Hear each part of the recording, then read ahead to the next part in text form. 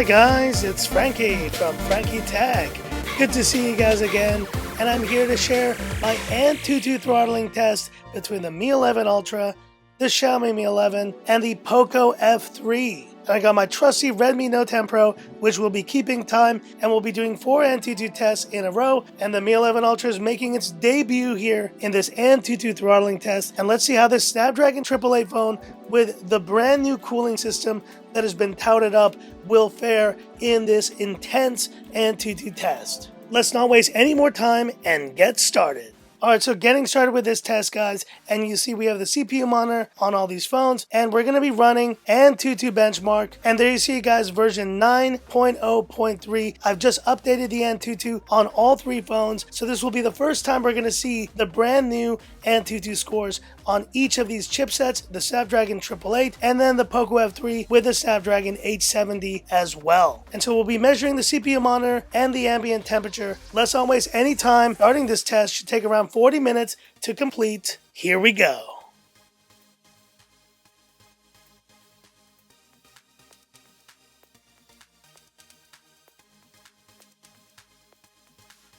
Okay guys, so test number 1 completed, and these are the benchmark results for the Mi 11 Ultra, the Mi 11, and the POCO F3. Pretty impressive here, actually seeing the Mi 11 has even surpassed the Mi 11 Ultra in this first test. And just want to point out also, all the phones are at max brightness here, and let's go ahead and check the CPU monitor of these phones.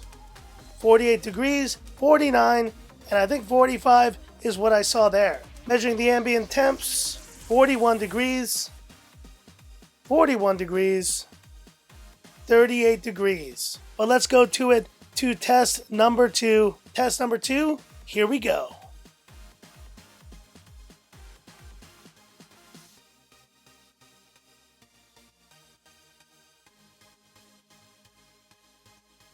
Alright guys, test number 2 completed, and you may have noticed it, POCO F3 got stuck. I had to restart it, and now it's halfway through the test. But look at these results. Oh my gosh, 765. So the Mi 11 Ultra has dipped the least so far. And let's check the CPU monitors of these 2 phones before we continue on. 52 degrees, 54 degrees on the Mi 11. And checking the ambient temps of these 2 phones.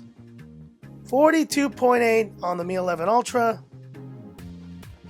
44.9 on the Mi 11. So still the hotter phone between these 2. And now we're just going to pause for a moment, guys, to get the POCO F3 completed. So we're just going to fast forward this part right here.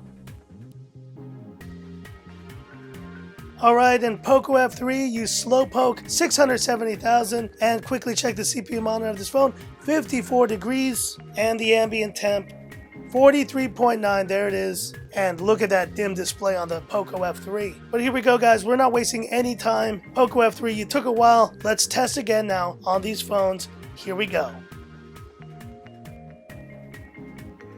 Okay guys, test number 3 completed, and apologies because my iPhone right here also couldn't stand the heat, turned off recording. That's the first time that's ever happened, but luckily the phones kept going through the test, and here are the results.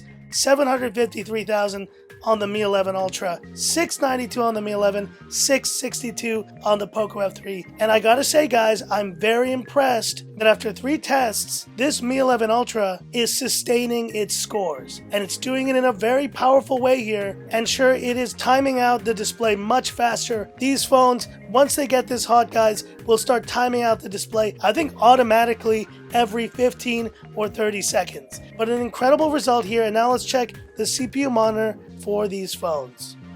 53 degrees, 56, and I think 51 or 53 on the POCO F3. So I really do think that the cooling system they have revamped on this Mi 11 Ultra is doing its work. It's doing its job here, and the phone is not only staying a little bit cooler than the Mi 11, it is also retaining its scores in this test. And now measuring the ambient temps, 44.3, 45.9, and 42.3 on the POCO F3. And now let's go to test number 4, and let's see if this Mi 11 Ultra is able to sustain its results a 4th and final time. Here we go.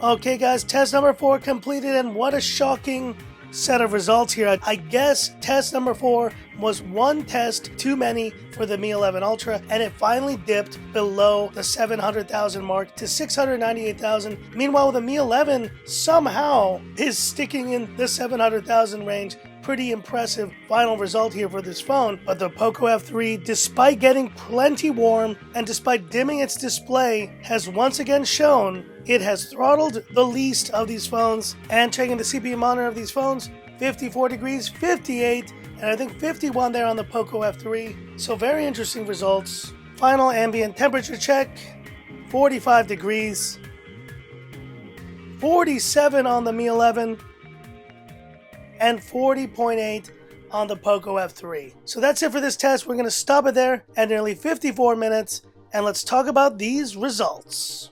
And you see the phones wanting to time out, turn off their displays because they are so hot. And in third place, a shocking result because I almost gave this phone the win today until that last test. Third place goes to the Mi 11 Ultra. And despite the tremendous results from test 1 to 3, in test 4 we saw this phone finally just not be able to take the heat. I don't really want to give this phone the big loser award because it did so well. You know, if you take out this final score, it would have won this test hands down, throttling less than 30,000 points until this final score where it finally dipped. And so overall, yes, it's a third place because it dropped the most, but you know what? I still am very impressed with this Mi 11 Ultra. And in second place, we have the Xiaomi Mi 11, which let me tell you guys, I am burning my hand holding this phone right now. But this phone managed to drop only around 60,000 points, but it did so warming up a lot.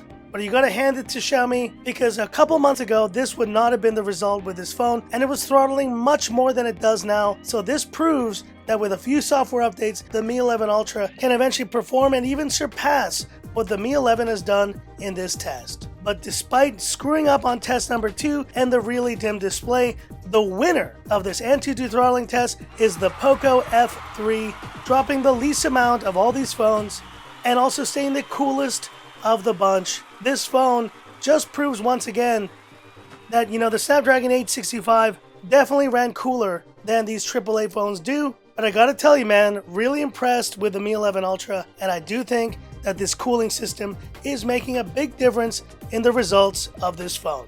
And looking at the battery results, the Mi 11 Ultra went from 100 to 81%, while the Mi 11 is now down to 72%. Call it what you will, but that is a major drop for this phone. But the POCO F3 still shows them all up, only dropping 16% in this test. And so not only does it win in terms of throttling, it also wins in terms of preserving battery life in this test. And here are the final results once again for your viewing.